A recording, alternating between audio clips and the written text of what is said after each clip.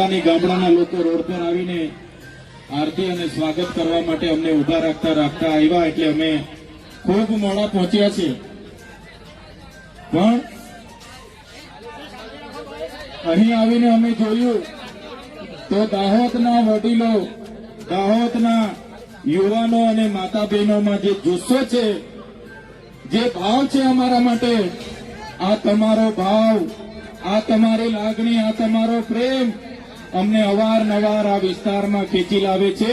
અને આજે અમે આવીને જોયું, વરસાદ છે છતાંય, વ્યવસ્થા નથી છતાંય હજારોની મેદની અહીંયા આવીને ઉપસ્થિત થયેલી છે. બધાને મેં બે હાથ જોડીને નમન કરું છું, વંદન કરું છું.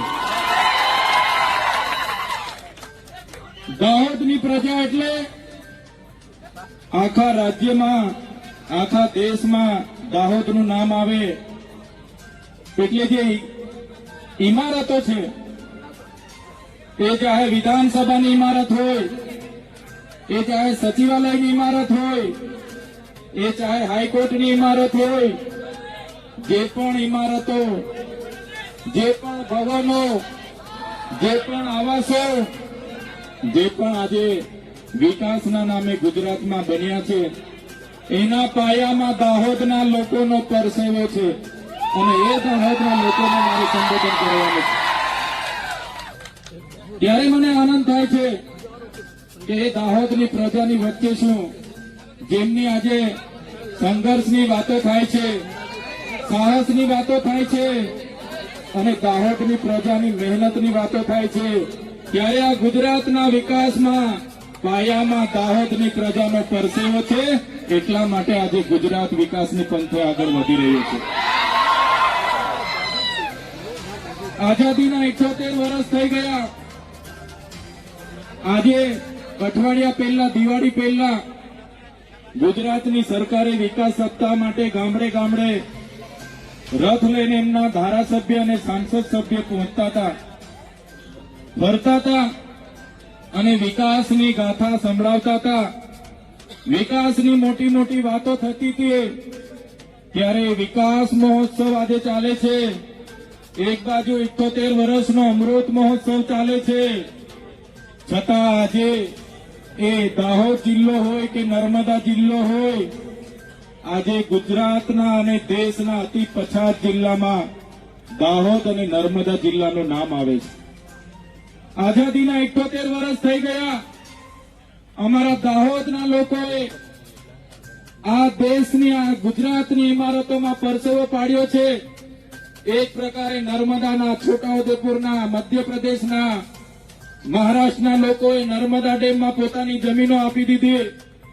આ વિસ્તારમાં નવા પ્રોજેક્ટો આવે એટલે જમીનો લઈ લેવામાં આવે.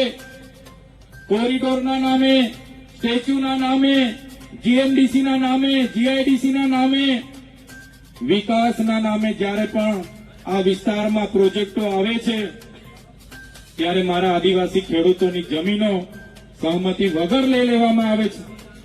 ગ્રામ સભાની સહમતિ નથી પણ લેવામાં આવતી અને બારોબાર જમીનો લેવામાં આવે છે.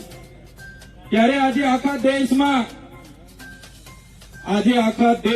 40 લાખથી પણ વધારે આદિવાસીઓ વિસ્થાપિત થયા છે.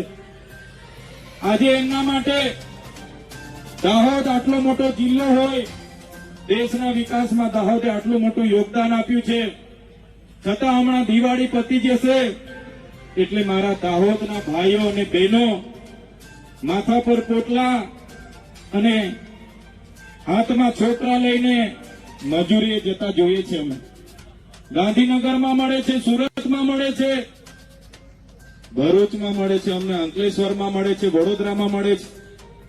અમે પૂછીએ, બેન તમે કાના છો? તો કે ભાઈ અમે તો દાહોદથી છે. નાના નાના છોકરાઓને ત્યાં મજૂરી માટે મજબૂરી, આ પેટનો ખાડો પૂરવાની મજબૂરી એમને ત્યાં લઈ જાય છે. ત્યારે આ ગુજરાત સરકારને કહીએ છીએ, આજે તમારો આઝાદીનો 78મો વર્ષ ચાલે છે. તમે અમૃત મહોત્સવ પાછળ અબજો રૂપિયાનો ખર્ચો કરો છો. હમણાં વિકાસ સપ્તાહના નામે તમે આ વિસ્તારોમાં રથ ફેરવતા હતા, એમાં કરોડો રૂપિયાના ખર્ચાઓ કર્યા છે. મનરેગા યોજનામાં દરેક બિનકુશળ શ્રમિકને 100 દિવસ રોજગારી આપવાની વાત હતી.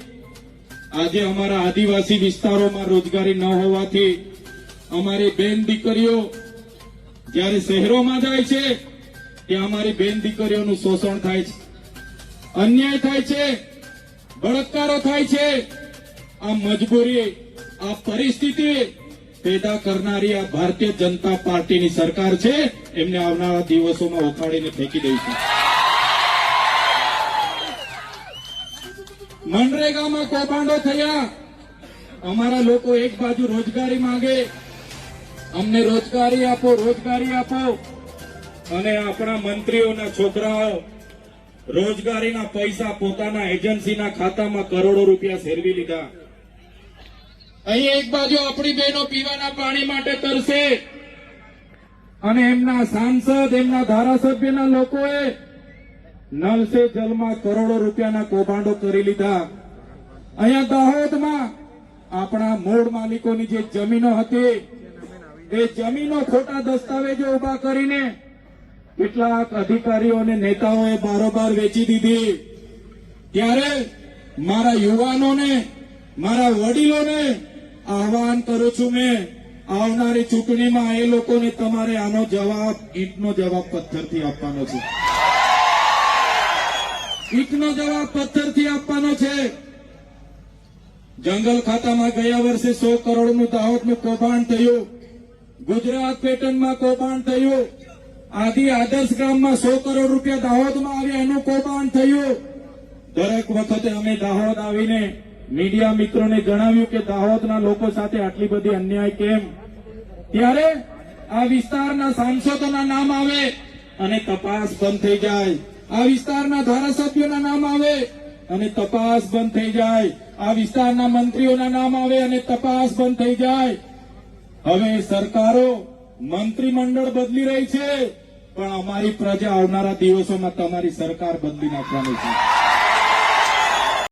ગામડાના લોકો રોડ પર આવીને આરતી અને સ્વાગત કરવા માટે અમને ઉભા રાખતા રાખતા આવ્યા, એટલે અમે ખૂબ મોડા પહોંચ્યા છીએ. પણ